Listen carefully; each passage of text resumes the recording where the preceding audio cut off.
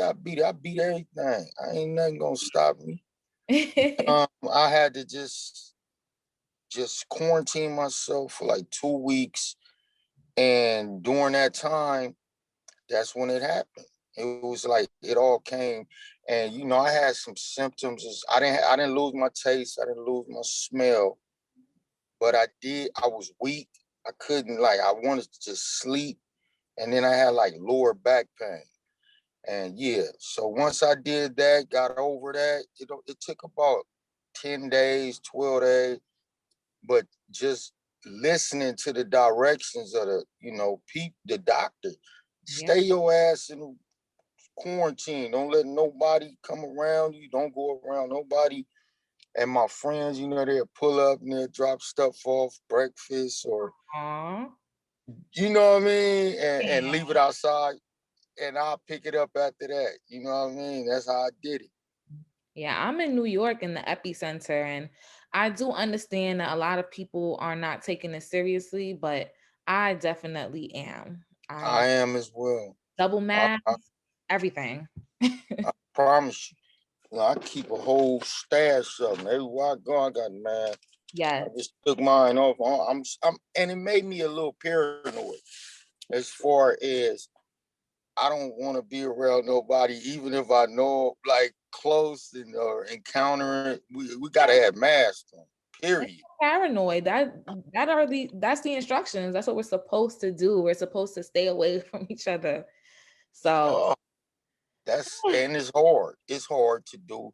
However, it's important, and it's for all of our health and safety. A lot of people immune system or is not equipped to handle that, and there's a lot of people pass because of other people being careless. Exactly. And I don't want to be a person that cause somebody to get sick or me getting sick from somebody. Yeah, you know what I mean. Yeah, I know exactly. So I take it real. When they came out with AIDS, or when AIDS came out, it was condom to protect you. So I wore all them motherfuckers. Thank God I never got it. Now you gotta wear condoms and masks. We gotta protect ourselves. Real life. Or even with your family. I don't wear a condom no more because I got a wife and I got children. I'm trying to make more. However, you just got to be loyal and dedicated to who it is you choose, because ultimately it's they pick and your choice. So we both hold in real life. We gotta let these young Black men know it's cool to rock with your old lady. Grow up, learn, but be inquisitive, speak to your whoever it may be, talk to them about, you know what I mean, and utilize that advice. And that's what I do. I don't take nothing for granted. I'm not, I'm a Superman, but I'm not Superman. The almighty Superman, you know what I mean? I'm one of them. Exactly. So I love that Skully's character was centralized this season. That was the highlight of the second episode when he was looking for the roaches. Everyone kept talking about that. How was filming that scene, the shootout scene? Well, I actually didn't understand it at the time, because I don't see no roach. What roach is gonna be? But it was like he tripping, like the character off some drug, and he tuned in on the third. Drugs open up portals, and you get to see and feel stuff you may not have.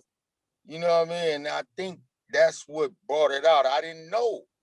I just did it. I was like, roaches. And now I think it was the people up in there that was roaches. Franklin and all his boys and man boy, all them roaches. That's how I Skully was on it. Skully was on it from the jump. And it worked out because it made one of their they goons come out shooting. before it was time. They probably would have had us, but they fucked up. Yup. Now we gotta find Franklin Saint. Yeah. Well, I'm looking for him right now. We looking for that.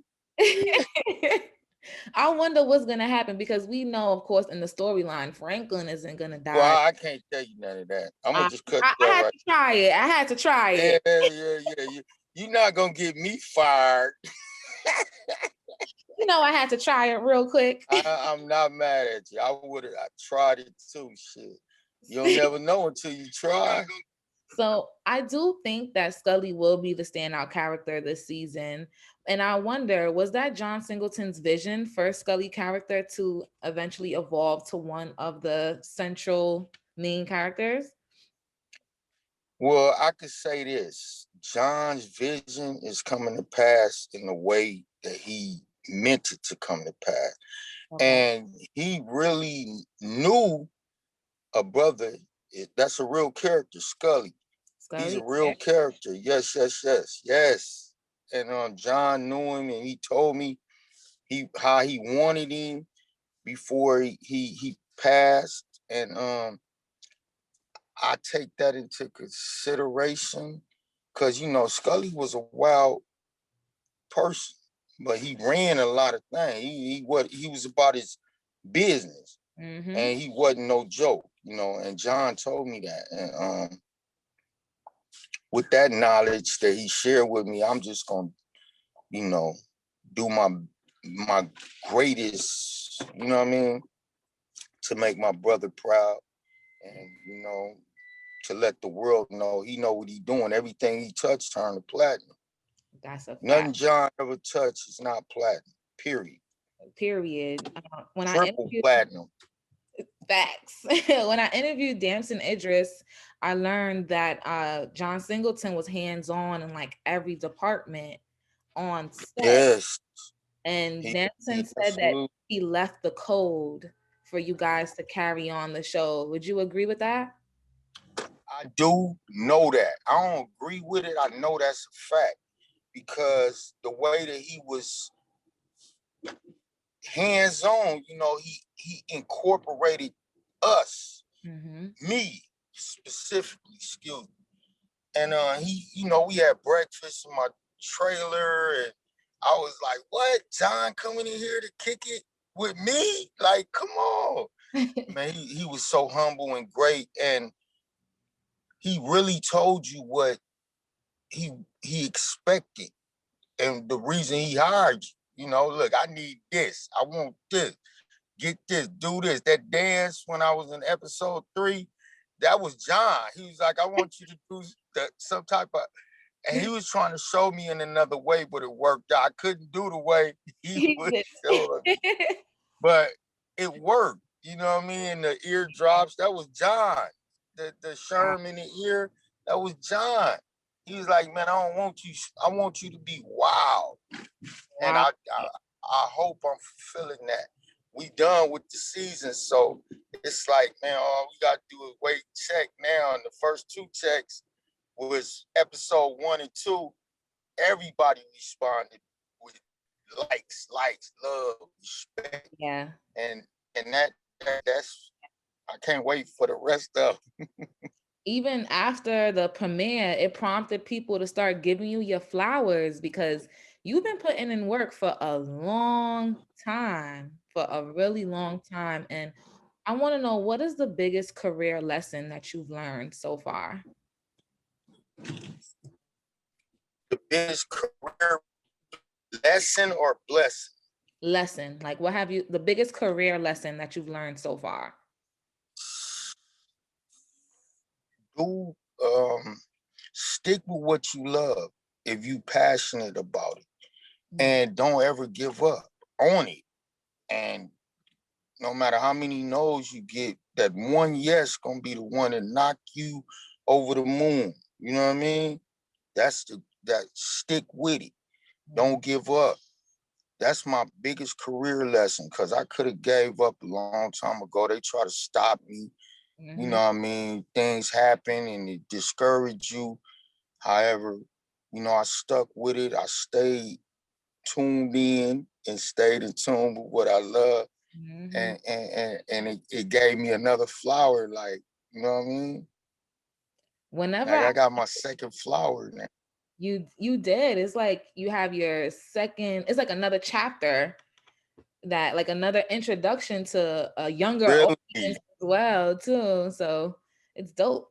Wow. And that's all that comes, like, that's the gift. And it's not a curse, it's a gift, because people know me from things I've done, like children. I be like, how you know I did that 30 years old, that 25 years ago? Yeah, I'm in my Man, we love 20s. you, man.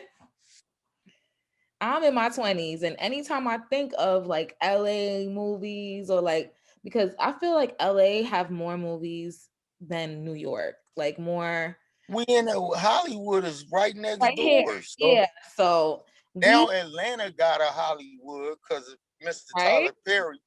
And then, it's gonna open up in New York. You got theater out there. I can't wait to do some theater.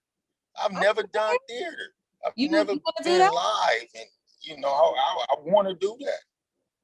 Whenever I think of LA movies, I always think I of have. you, because you consistently like portray those roles. Is that intentional, or is that just what comes your way? You intentionally choose those roles? I'm no.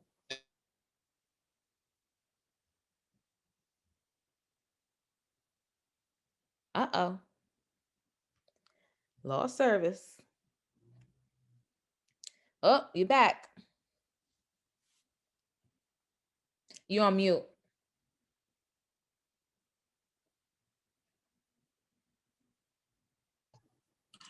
Can you Got hear it. me now? All Yes, right. we back. We live. So I think, what can you please repeat that question one Of more time? course, of course.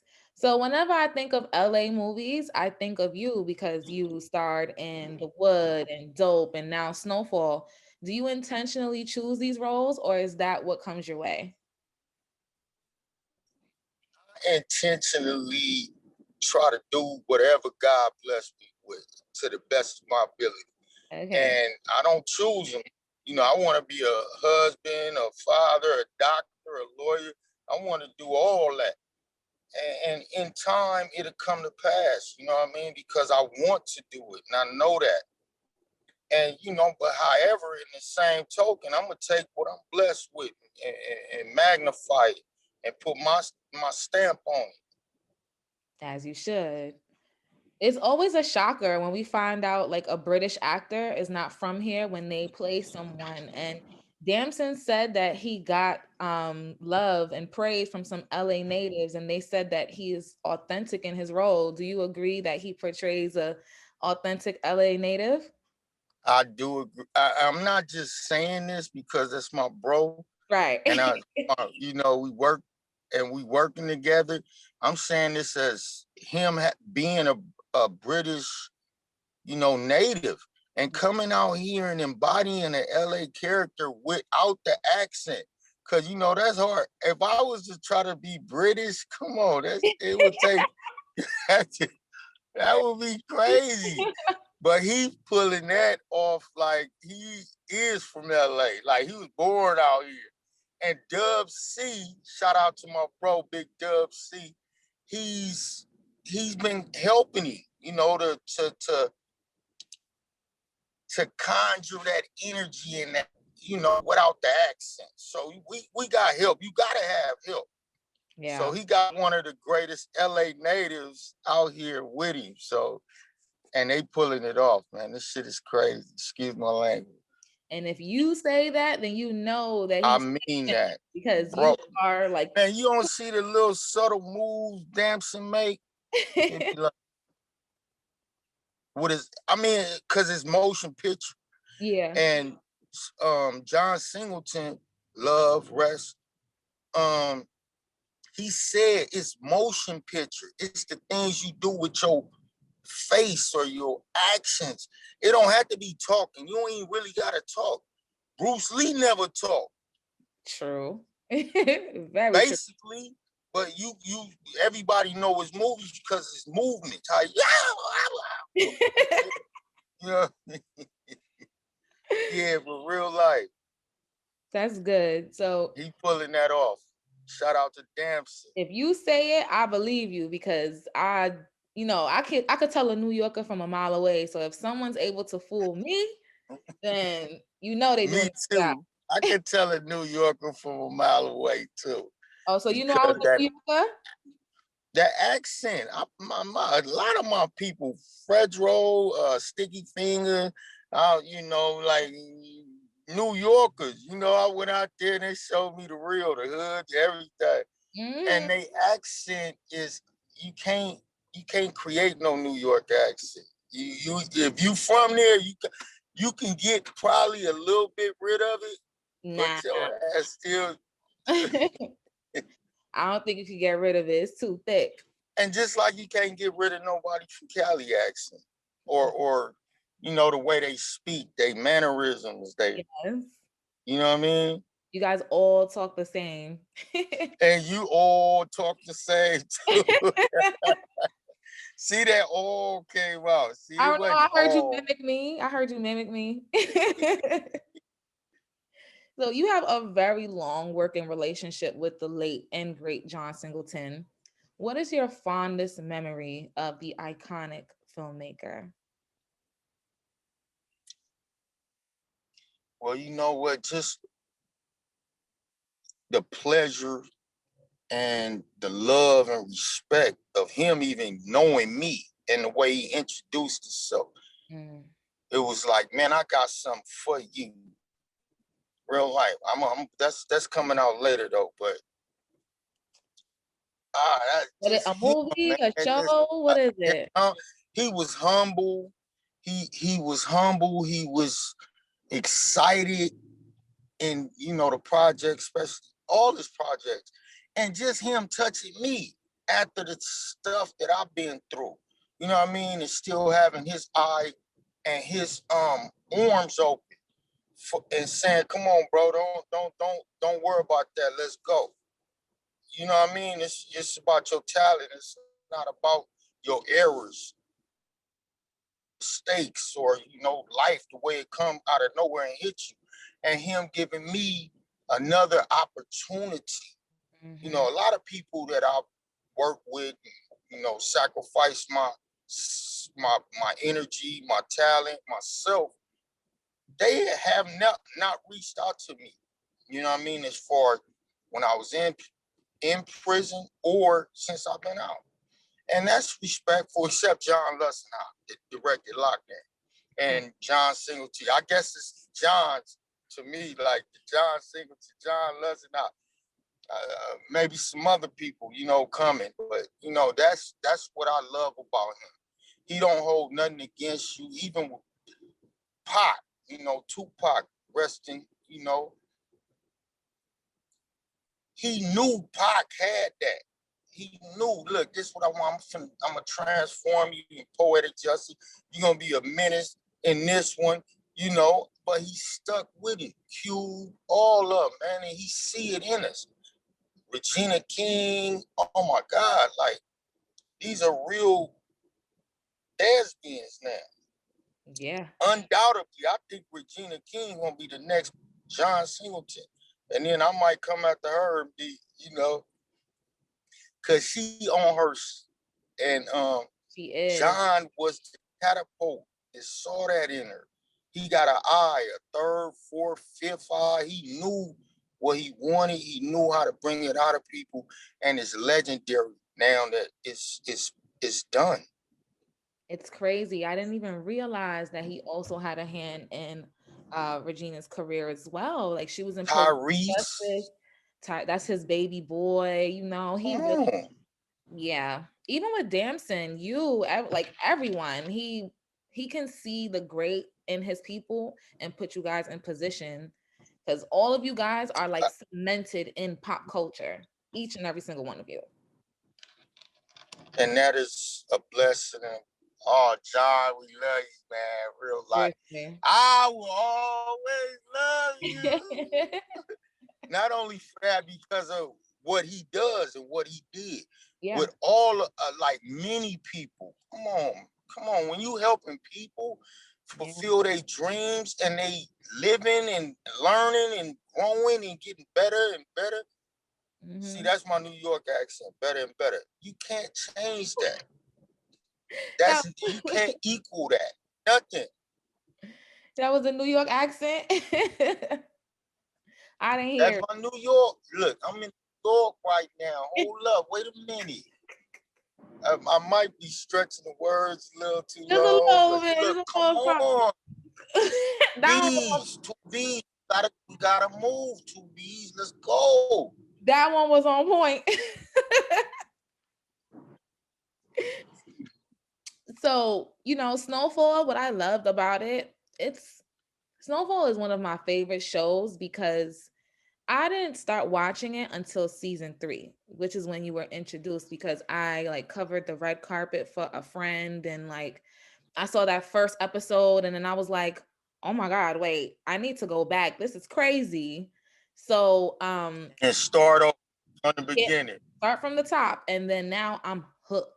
It is one of the best shows, and you know how we love crime shows, but anytime we think of the crack epidemic, we think about 2 hotspots: New York, my hometown, and LA. Is Snowfall's portrayal of the epidemic accurate? Because I know as far as the era, yeah, the era of it. Is that how it really looks in LA? Yeah. The crack epidemic. Not talking about the COVID-19.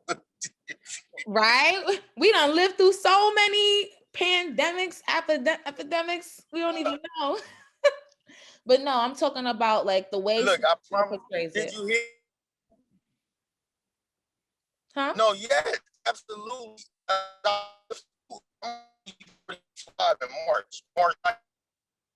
In March 19, I'll be 45. So happy birthday. I was young and thank you. And it was all that took place. The sherm to cocaine. That was the 2 hottest drugs. We couldn't afford, say we as a people, afford powder. But no powder. You had to rock that shit up and get it out there, and it sold like hotcakes for cheap. And people to that as far as our people. And other people was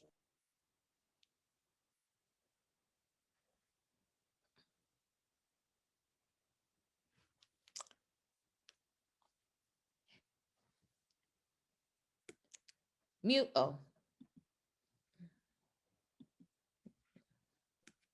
Can you hear me? Yes. We back. I might have to pull over. Don't worry, we're gonna edit it all out. That's the beauty of technology. All right. So. All right. Absolutely. That was what was going on. I was a victim of it, not as far as smoking it, but my mother, she had in that era got addicted to it. I think 80% of our people was hooked on or affected by the crack epidemic in that time. Flood of money.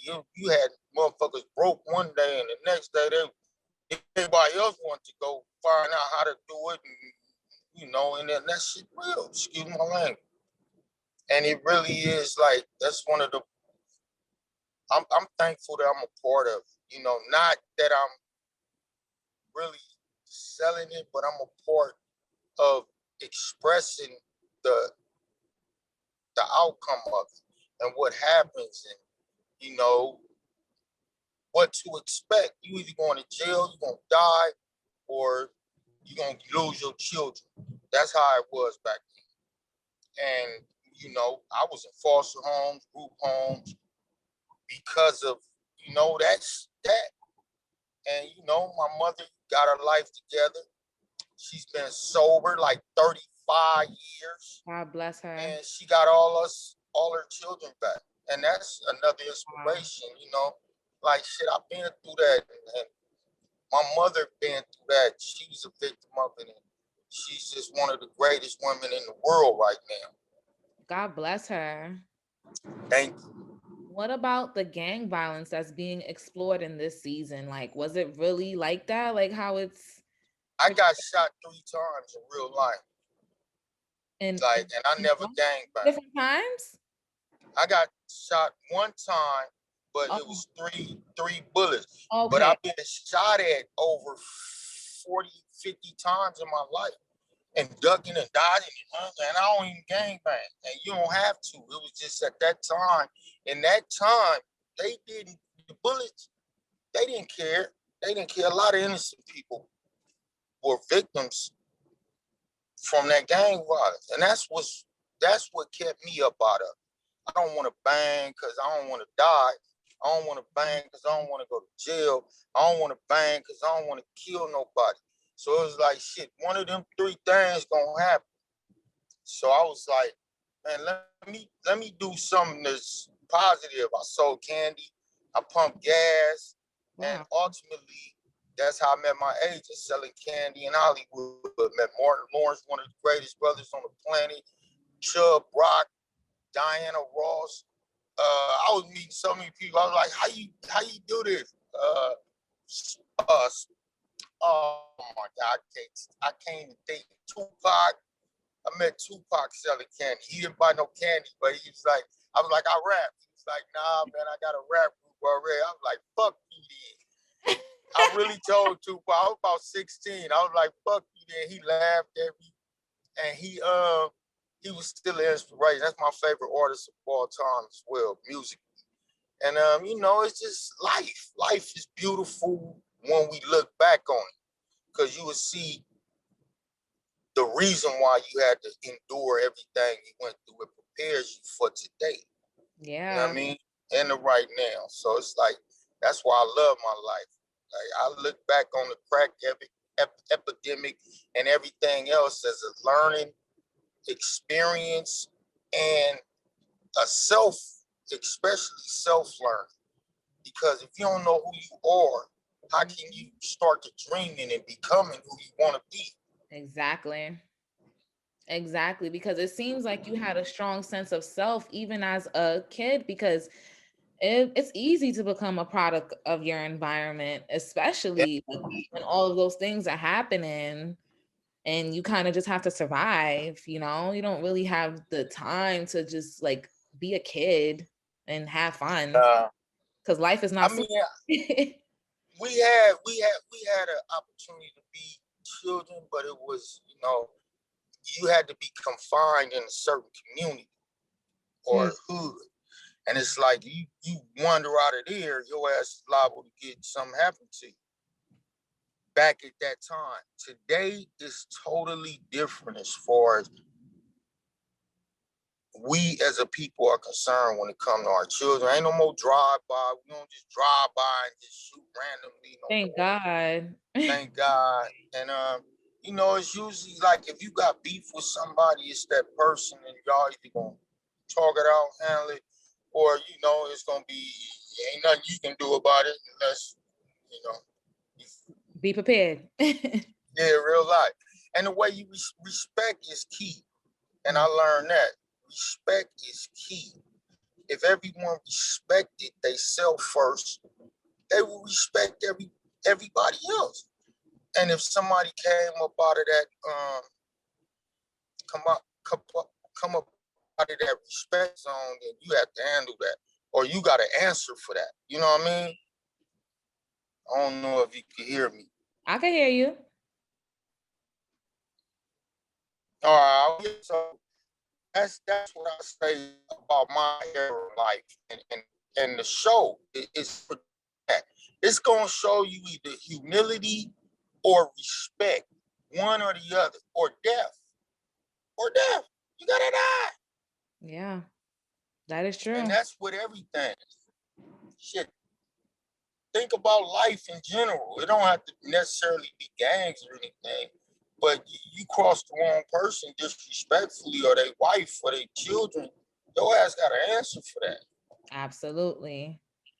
Well, thank you so much for your time. I had like, when you were telling your story just now, have you ever considered making a movie about your own life? I just finished the first part of my book called Real Life, Okay. and I've been writing it. Oh my goodness, it's getting edited and put together so we could publish it right now. And I can't believe half the stuff I've been through because I had time to sit down and really think and go back to when I was 9 years old, and that's where I started from, and I made it all the way to like when I was 35. But Whoa. I'm still living, I'm still going, I'm still doing my fulfilling my dream. I got some more things. I'm trying to help other people fulfill their dream, and that's what I'm doing right now. Okay. That's my most exciting project after this, I cannot wait. Snowfall. I would love to get my hands on that book because I know it's a page turner. Uh, it absolutely is. I read it and wrote it and sat down and reread it. It got to be a page turn because I don't have that much space. But I'm like, this me. I want it right, and it's beautiful. It's gonna be deep. It's real deep. It's a lot of stuff in there that people never knew, never gone. Only way you gonna know it if you know my life story, and that's what I'm, offering right now. That's what I'm producing and building, just to share it with my people, because I got a lot of supporters and fans. They call them fans. I say supporters, because I like without them, orders too. yeah, fans is like, huh? Yeah, like get off your high horse. What's a fan? Right? Oh, they got fan pages now. Right, exactly. Look, that's a fan. If you want to be a fan, be a fan of somebody that, hey, just trying to. I don't like that word. To each his Let own. me stop you. If you were to adapt Yeah, to each his own. if you were to I didn't adapt hear the you. book into a film, who would you choose to play you? Because I feel like whoever plays you has to be like, you're an iconic character in these LA movies. So who would you choose? Uh, Let me think on that one, because I would want somebody probably raw An unknown and person. never been in front of the camera. I would want somebody, that's just naturally hungry, and they want to, this is one of their dreams. This is their dream. They want to do this. I wouldn't necessarily pick. I'll pick Terrence Howard to play probably my brother though, or Okay. my Y'all old look like Terrence a Howard. family. I get, yeah, that's funny you asked that though. But yeah, but somebody to play probably me or my dad would be Terrence Howard, and me. I don't know nobody on my brother probably. Yeah, probably an unknown. I'll probably give it more authenticity. And before we head out of here, I did want to know, was there ever a time that you auditioned for a role that you didn't get? For like a film Yes, that you want I to auditioned for Dead Presidents and see? with the Hughes brothers, Yeah, with and Lorenz Tate. yeah, and I went for Lorenz Tate part. The Oh, and they called me back. I got 3 callbacks, and I didn't get the part because I think they felt more comfortable with Lorenz coming off of Menace, and he killed that shit. And it's like, why would you? I'm a new up and coming actor. I was younger as well. I was probably about 18 when I auditioned for that, 18, 19. And it just went with, you don't get all of them. It's a numbers game. you gotta I earn your auditioned for stripes. ETE in NWA, You and what? I auditioned for Easy E, the role of Easy E in Okay. NWA. Yeah, I was almost the one, but they Oh, went with somebody else. but it's okay though, because you are now in your second chapter. You about to release your book, and you got that secret John Singleton project you didn't want to tell me about. Ooh! So we'll be on the lookout for all of that, and we'll be supporting it as well. So thank you so Thank you, much for your time. Miss Two Biz. Shout out. Hey, keep going. Great I interview. will. Appreciate your respect. I appreciate your articulation. You Thank know, it's our time as a people, It is, and especially as a Black woman. real life. And I'm whenever you ready, let me know. I'll be there. I'll let you know. I will definitely send the kite to whoever I got to. Absolutely. All right, take Much care love. and get to your destination safely. Hey, go to if you want to order some of my products, go to grindtillwerich.clothing and say DeAndre Bonds for the promo code, and you get 15% off. Clothing. Grind, grind TILWE